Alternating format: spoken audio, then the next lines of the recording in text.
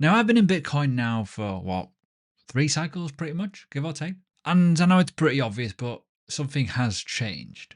And we're not talking price, by the way. I think it's just attraction and behavior towards what it is. And it might well have leaked massively into the altcoin market, which is probably why the interest is quite low. So we've got the likes of ETFs, institutions, weaker altcoin narratives around the funding models and why they're not working, and arguably that then equals retail behavior. It doesn't feel like 2017, 2018 vibe or 2021, 2022, if you get my drift. So today I want to ask the serious question of, has Bitcoin changed?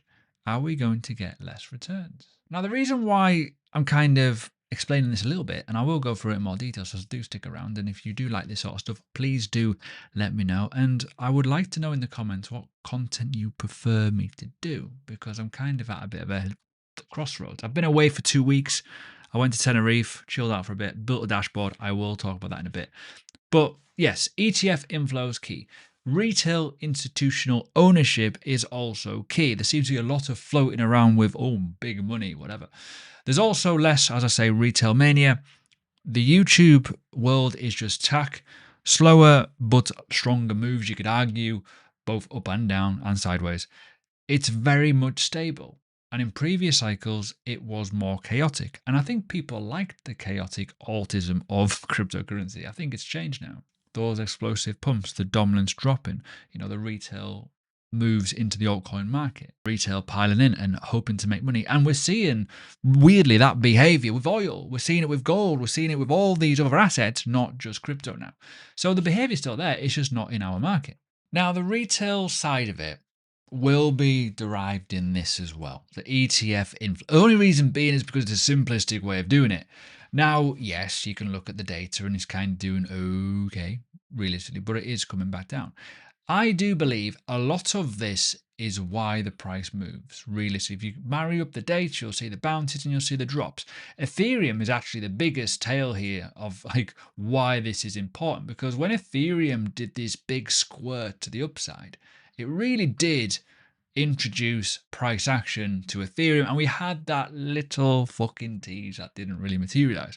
So yeah, you could look at the likes of BlackRock, pension funds, portfolio allocations, and around the buzzwords of that, around multiple things, it's important. Instead of the retail trader so much chasing candles, they're kind of, I think, following institutional money, but in a smaller way. Yes, there's a lot of people, I think, personally, who have went, fuck this, I don't want to be in it anymore. But ultimately, there's a bigger power here. There's institution and boomers buying this, and it has probably stemmed the flow a lot. Less shit going on, less naughtiness. And it has, you could probably argue, changed the volatility, the speed of the moves, the market maturity, the less Wild West theory.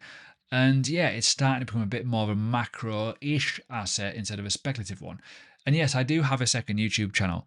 I talk about personal finance and invest in ETFs and all that kind of good stuff and basic stuff, right? It's stuff I've done for a long, long time. But when I talk about Bitcoin there, and the channel is called Your Money Mate, if you're wondering, people are like really still fucking warped with the idea of what Bitcoin is. Oh, it doesn't have intrinsic value. It doesn't go off earnings. And they're really still, I think a lot of people, and it's a really interesting world, don't get Bitcoin or cryptocurrency, even though I do. So yeah, it's getting there, but it has realistically been stemmed a lot. Now, the retail reset is probably going to be the big thing that I need to focus on, because this is what you guys are hopefully watching me for. You're a bit of retail. So am I, actually. I am retail. We got burned in a number of ways. Now, I'll talk about some obvious. 2017, 2018, it was a bit of a burn, but it wasn't as bad. What burns me more from the insides is watching people's thumbnails change into AI generator tools and they're not real people like Crypto Lark here. Or Lark Davis now. He was called Crypto Lark. Also, other content creators doing the same thing. There is fatigue massively from burning periods of, I want to buy into, say, an altcoin. And let's just say watching all these YouTube videos where there's a lot of bullish stuff, there's a lot of bearish stuff, there's a lot of speculation, a lot of like clickbait, fear mongering. You could argue whatever way you want to look at it. You got to get views, and I fully understand that, and I do it myself. But let's talk about the elephant in the room, or the hippo in the room, you could probably argue. we have a situation where people were like talking about 2022, and myself included. You buy solid assets at the lows, you will get rewarded. That did not happen this time around. That retail reset is fucking massive, right? Important. So that meme coin fatigue, all the financialized bullshit narratives around hyperinflation fucking assets of emissions are killing people. A lot of the retail crowd from 2021 have gone. They've made the money, they're away. I should have done the same thing myself, fucked off and just did something else. And I've already started doing something else right at the minute. That's the thing.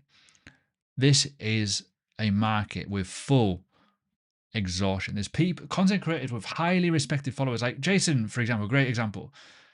Jason's videos are brilliant. They are. They're a good watch.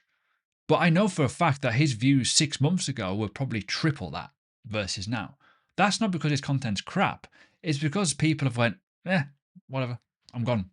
And that reset is hugely important. You can look at every single content creator pretty much with very, very low outliers anywhere, realistically. And that is where the big problem is. And, you know, my own channel included, I got loads of followers, but no one's interested in the content. That's just the way it is. The view metric is not important here. What is important is how many people are committing to the content, and they're not. The loyal people have gone. And there's a perfect one here. Retail, left, crypto. Yeah, probably argue that. But what I am doing, I am trying to build a platform in the background. I've been building this for a couple of months now. This is it kind of live. It's for Patreon members only currently. I may well change it to be a bit more open, but basically you can jump in. Patreon is the same anyways, with a Discord and obviously premium videos, but I have built a bit of a dashboard to simplify data.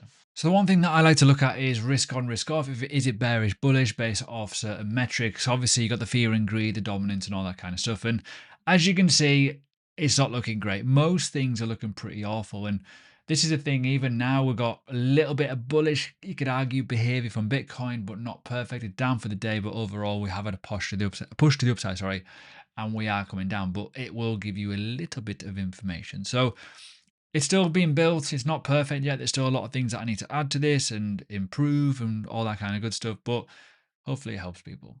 There's also a little research tool that I am still developing. It's kind of like very, very raw at the minute. But yeah, if you are interested, I am developing this and you can get access. Link below to this. It's all through Patreon.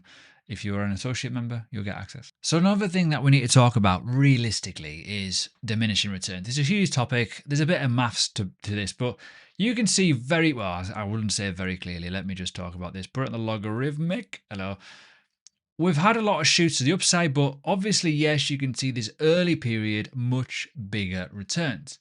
We had a big correction, Mount Gox and all that, and then another big one. This is when I bought Bitcoin, if you're wondering, and then all the way up to this. So this first cycle for me was a good amount of gains, a nice correction, another cycle of decent-ish gains, and then this one, a much, much, much smaller. Obviously, the entry is key.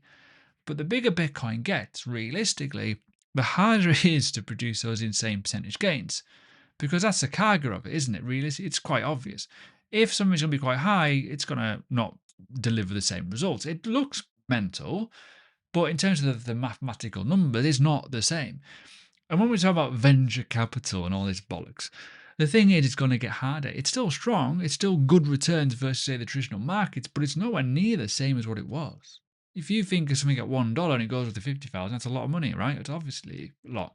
But if you start at 15,000 and it goes to 120 or whatever, you know for a fact it's nowhere near the same. So yeah, those elements are going to become harder. And again, you could argue about the returns or the drops on the bear markets, whatever way you look at it, it should get smaller.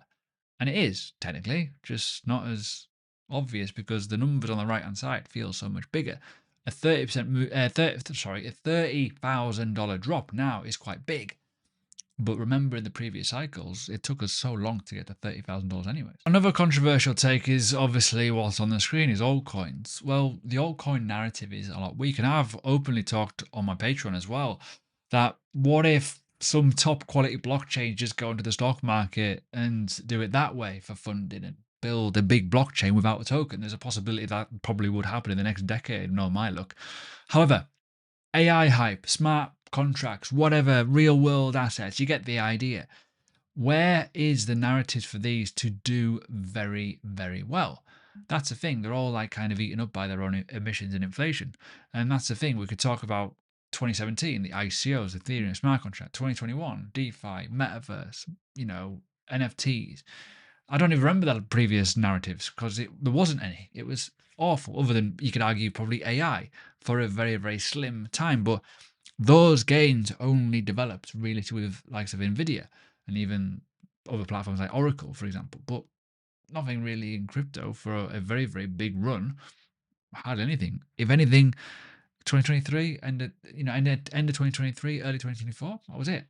But the thing is here, markets evolve, don't they? They change, and people, struggle the most trade like the previous cycle. And I'm glad I adapted my thing. Every cycle does feel different, and I've said that for a long, long time. The biggest mistake is assuming that the previous cycle will be the same as the next cycle. Everyone was going, altcoins, altcoins, altcoins. I'm glad in 2024, I was like, I'm getting out of altcoins. I want to stick with Bitcoin. And I know I got a lot of shit in the comments when I did that, and probably have lost a lot of my followers for it. But I still get people now going in the comment section, feel free to comment, but altcoins will have their day. They may well have their day, but when? Is it worth waiting so long? We're talking 2021 to 2026 here. That's too fucking long. But yeah, realistically, Bitcoin may not be the Wild West anymore. It will probably make money of some description. Long-term investing strategy here. It doesn't mean that realistically the investment opportunity is gone. It just means you've got to buy at the best possible prices. The game's changed. And it takes a while for people to get on board with that. You just got to adapt and understand that there may well be opportunities, but you got to be patient and wait for them to arrive. And let me know in the comments, do you think Bitcoin's changed, or if I am barking up the wrong tree?